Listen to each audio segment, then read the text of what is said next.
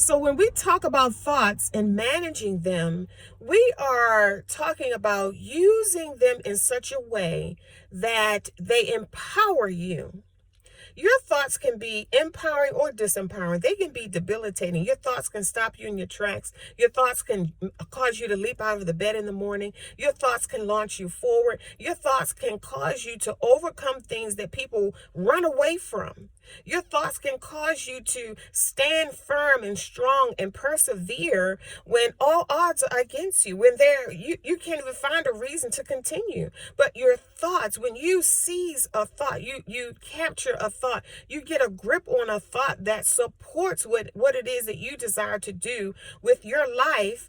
And you realize you're making progress against all odds. You realize you turn around and you look back and there's movement. You're not where you used to be. When I talk about thoughts, I want you to think, do you remember the movie The Wiz, when Michael Jackson was up on the pole and around him, he was surrounded by crows? That's why at the Attractive Thinker, we call these thoughts that, we have to steer and manage, we call them mental crows. So we have a mental breakfast, whereas we sort out the mental crows so we can capture the thoughts that support us. So Michael Jackson was up on this pole and the crows are dancing and mimicking him and mocking him and, making fun of him all around on the ground and, programming him, to believe that he will not get down from this pole. Now, see, there's a difference between I won't do something, I won't be able to do something, and I can't do it. It wasn't, now see, when you say I won't, there's a belief that something or someone outside of you will not help you get down from that pole. Because in our lives as attractive thinkers, sometimes we can find ourselves in a situation whereas we have dug ourselves in a hole. And if we stay there too long, we can tend to believe that we won't get out and that we can't get out. Now, what's the difference? When you say I won't get out, I won't be able to get out of this hole that I dug for myself. What you're saying is that some kind of way, somebody or something outside of me will not come along and help me. Your belief is in something outside of you helping you to do that, and you don't believe that that's going to happen. When you say I can't get out of this hole, that is a belief that you do not have the ability to get yourself out of the hole. That's the difference. In the movie with Michael Jackson up on the pole as the scarecrow, Diana Ross came along and she was willing to help him get down from the pole. And she, caused the crows to scatter. And Michael realized that it was possible for him. After he got down, he realized it was possible for him to get down from the pole. And Diana Ross said to him, you could get down. You just believed what those crows said. Those crows told you that you couldn't, and you believed them.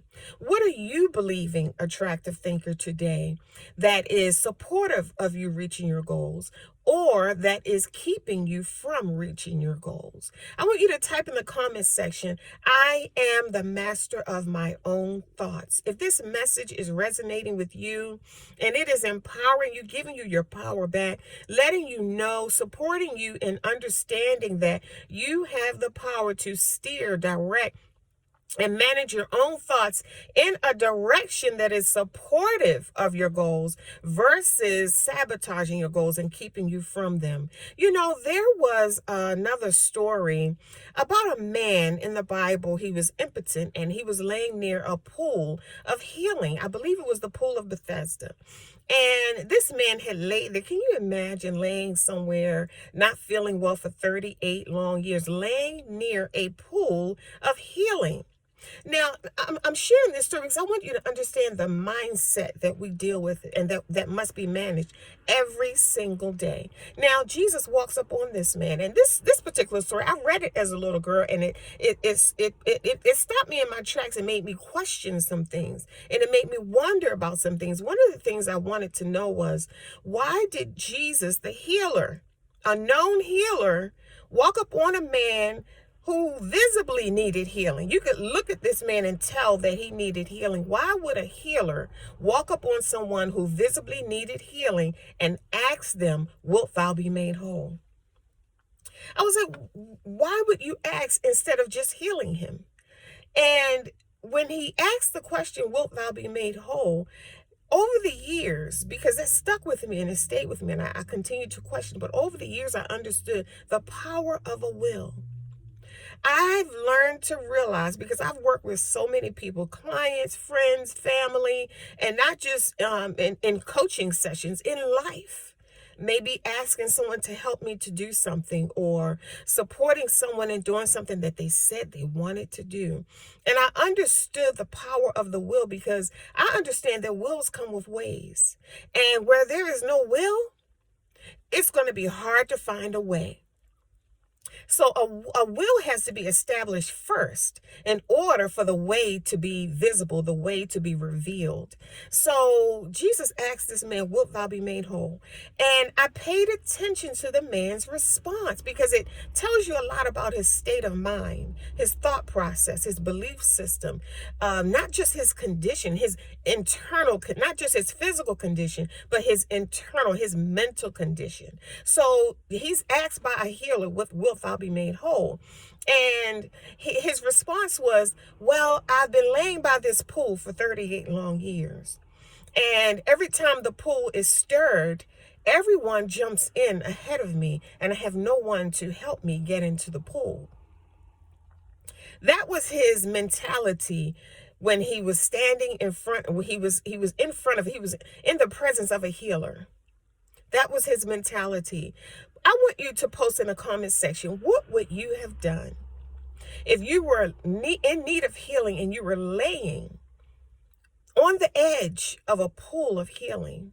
What would you have done in order to get in that pool and receive that healing? What kind of will would you need to have in order for that way to be made for you? I want you to think about that for a moment. These are the same kinds of thoughts and beliefs that can keep us from reaching our goals in business, becoming an author, writing your first book, starting your business idea, being successful in life, be it being an artist, or traveling the world, or being a successful parent. Whatever that goal is that you have, just, I've had clients that just wanted to think better thoughts. They were tired of thinking the same thoughts that were not supportive of them being happy. They were not supportive of a healthy mental state. They were not supportive of enjoying your day, holding on to your peace. I want you to think about that attractive thinker and capture these gems in your attractive thinker notebook. Keep them handy, because you're going to need them on your entrepreneurial journey. When we talk about thoughts are to be managed, steered, and directed on the path of your goal, in the same direction of your goal. If your thoughts are contrary to what you want for your life, they are keeping you back. And we have tools at the attractivethinker.guru. We have tools to support you in steering, directing, and managing your thoughts. I want you to remember, don't forget, run on over to Amazon and grab your copy of The Attractive Thinker, because I put so many tools in that book. Because after coaching attractive thinkers for many years and hosting radio, the Attractive Thinker radio show, and getting those call-ins about attractive thinkers and where they are in their lives, and what they feel as though it's holding them back, and what they really want to do. You know why I support attractive thinkers? Because the solutions that we desire to see in the world, they're going to come from inside of people. The life that we desire to live for ourselves, it's going to be birthed from inside of us. We're giving birth to it. It's coming from the inside out. That means that we're walking around with dreams locked up inside of us that we're here to give birth to. And the Attractive Thinker tools will support you in giving birth to those dreams, ideas, and desires that are just laying dormant.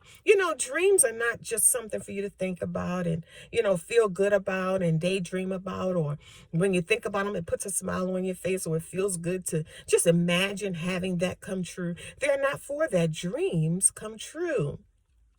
Dreams are for us to give birth to. If you have a dream inside of your heart, you're here to manifest that. You're not here to do everything else and then at the end of the day just dream about the dream or think about the dream or put it off until one day or someday and never get around to it. We're not here for that. We're manifestors. We're creators. We're co-creating what's on the inside of us with the power that we've been given. And we've provided tools. I poured my heart and soul into the Attractive Thinker book so that you would have clarity on your beliefs, clarity on your thoughts. What do you do with them? How do you steer them? How do you direct them? How do you align your thoughts with what it is that you desire to do for your life? So I want you to have that copy because you're going to need it on this journey. You always hear me say, my life's work, it'll always be to make your life better. Remember, it is not what you're going through. It's how you're viewing it. Think attractively, and I'll see you soon.